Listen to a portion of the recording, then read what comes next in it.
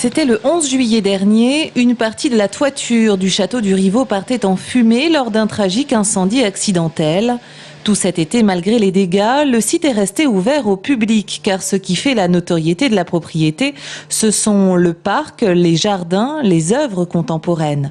2 mois après, le bilan touristique est mitigé, la fréquentation en baisse.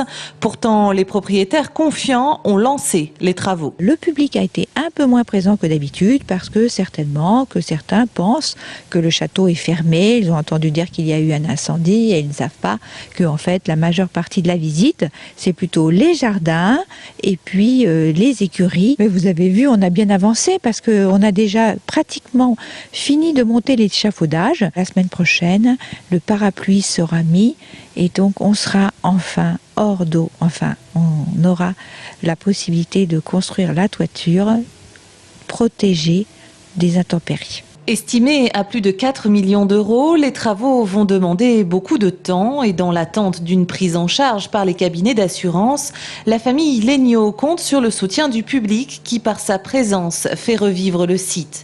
Un public attendu d'ailleurs très nombreux le week-end prochain pour la traditionnelle fête de la citrouille, chère aux contes de fées. Les jardins du Rivaux sont sur la thématique des contes de fées.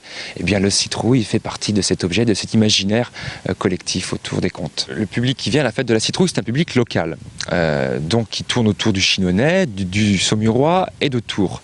Et évidemment, avec ce qui s'est passé il y a 2 mois, on espère attirer le public qui était fidèle au Rivaux durant la saison estivale. Après ces dernières animations, le château fermera ses portes mi-novembre pour des vacances d'hiver méritées.